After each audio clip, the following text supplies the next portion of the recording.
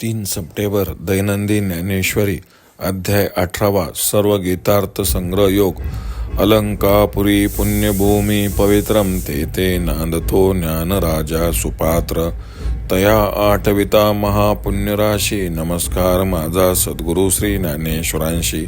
ओवी क्रमांक 121 पासून पुढे. लता पिके आघवी तव च्यूत बांधे पालवी, मग हात न लावित माधवी सोडून निघाली. तैसी नोलांडिता कर्मरेखा, चित्त दीजे नित्य नैमित्तिका. पाठी फळा कीजे असे का वाताचे धवानी. यया कर्म फळ त्यागाते, त्यागो मनते पै जाणते. एवं त्याग संन्यास तू ते परिसविले.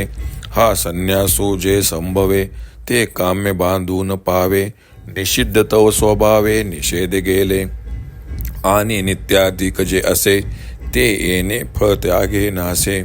शिर लोटलिया जैसे एर अंग, मग सस्य फळ पाकांत. तैसे निमालिया कर्म जात, आत्मज्ञान गिवसित अपेसिये. ऐसिया निगुती दोन्ही, त्याग संन्यास अनुष्ठानी. पडले गा आत्मज्ञाने बांधती पाटो, ना तरी हे निगुती चुके. मग त्यागो कीजे हात तुके, ते काही न तजे अधिके गोवीची पडे. जे औषध व्याधी अनोळख, ते घेतलिया परते भीक. का अन्न न मानिता भूक न मारी काय. म्हणून त्याज्य जे नोहे, तेत त्यागा तेन सुवावे. त्याज्या लागी नोहावे लोभा पर, चुकलिया त्यागाचे वेझे.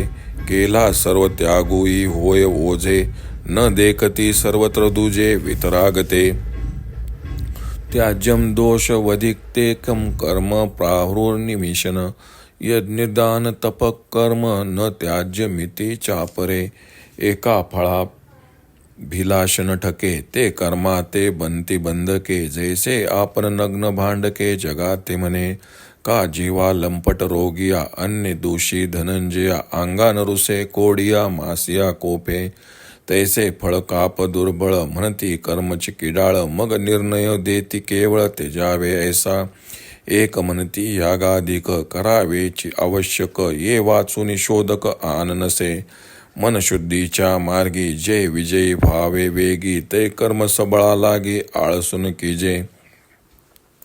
भांगार आधी शोधावे तरी आगी जेवी नुबगावे. का दर्पणा लागे साचावे अधिक रज. नाना वस्त्रे चोख होवावी, ऐसे आदि जरी जीवी. तरी संवदनी न मनावी मलिन जैसी. तैसी कर्मे क्लेशकारे, म्हणून न न्यावी अव्यरे. का अन्न लाभे अरुवारे रांदिती येऊने. इही इही गा शब्दी एक कर्मी बांधिती बुद्धी. ऐसा त्यागो विसंवादी पडोनी ठेला. तरी विसंवादू तो फिटे, त्यागाचा निश्चय भेटे. तैसे बोलो गोमटे अवधान देई. निश्चयम शृणु मे तत्र त्यागे भरत सत्तमम. त्यागो हि पुरुष व्याघ्र त्रिविध संपकीर्तितः. त्रित्यागू इथे पांडवा, त्रिविधू पै जाणावा. तया त्रिविधाही बरवा विभाग करी. त्यागाचे तिन्ही प्रकार, कीज ती जरी गोचर. तरी तू इत्यर्थाचे सार, इतुले जाण. मज सर्वज्ञाचे बुद्धी, जे अलोट माने त्रिशुद्धी. निश्चतत्व ते आदि अवधारी पा. तरी आपुले सोडवणे, जो मुमुक्ष जागो म्हणे. तया सर्वस्वे करणे हेच एक. यज्ञदान तपक कर्म न त्याज्यम कार्यमेव तत. यज्ञोदान तपश्चैव पावनानि मनीषिणाम. जिये यज्ञदान तपादिके, इये कर्म जिये आवश्यके. तिये न सांडावे पांतिके, पाऊली जैसे. हरपले न देखिजे, तव तयाचा मागून सांडिजे. का तृप्त न होता न लोटीजे भाने जेवी. नाव थडी न पवता न खांडिजे केळी न फळता. का ठेविले न दिसता दीपू जैसा. श्रीकृष्ण पुढे म्हणतात, वसंत ऋतूत वेल फुलते, आंब्याला फळे फुले पालवी येते. पण तो त्याचा थोडाही भोग न घेता जसा त्याचा त्याग करतो, तसे नित्य नेहमी ते कर्माच्या आचरणाविषयी दक्ष असावे. पण त्याच्या फलाचा मात्र ओकारीप्रमाणे त्याग करावा. अशा कर्मफल त्यागाला ज्ञानी पुरुष त्याग म्हणतात. याप्रमाणे त्याग व संन्यास याची रूपे तुला ऐकवली. अशा प्रकारचा संन्यास घडल्या असता काम्यकर्माची बाधा होऊ शकत नाही. व निषिद्ध कर्म तर निषिद्ध म्हणून पूर्वीच टाकलेले आहे आणि या प्रकारच्या फलत्यागाने नित्याधिक कर्मे निसत्व किंवा निर्जीव होतात. मस्तक तोडल्याने बाकीच्या शरीराचा जसा नाश होतो त्याप्रमाणे मग धान्यास पीक आल्यावर जसे वाळून जाते तसे फलत्यागाने कर्म निर्जीव किंवा अफलदायी झाल्यावर आत्मज्ञान त्या पुरुषाला आपणहून शोधित येते. अशा युक्तीने नित्यनैमित्तिक कर्मफलांचा त्याग व काम्यकर्म टाकणे म्हणजे संन्यास जे करतात ते आत्मज्ञानाचे अधिकारी होतात. किंवा त्यागाचे हे वर्म चुकून जर कोणी स्वतःच्या बुद्धीने किंवा अनुमानाने त्याग करू म्हणेल तर त्याग तर होणारच नाही, पण जास्त घोटाळ्यात मात्र पडेल. रोगाची चिकित्सा न करता घेतलेले औषध जसे विषासारखे मारक किंवा भुकेच्या वेळी अन्न सेवन केले नाही तर भूक मरणार नाही काय, म्हणून त्याग करण्यास जे योग्य नाही तेथे त्याग करू नये व जे त्याग करण्यास योग्य आहे त्याविषयी इच्छा करू नये. त्यागाचे वर्म चुकले तर सर्वस्वाचा त्याग करू नये. मनुष्य कर्मबंधनात पडतो, म्हणून जे वैराग्य संपन्न आहेत ते केव्हाही निषिद्ध कर्म करत नाही. कित्येकांना फलाची इच्छा केल्या वाचून राहत नाही, ते लोक कर्माला बंधनकारक असे म्हणतात.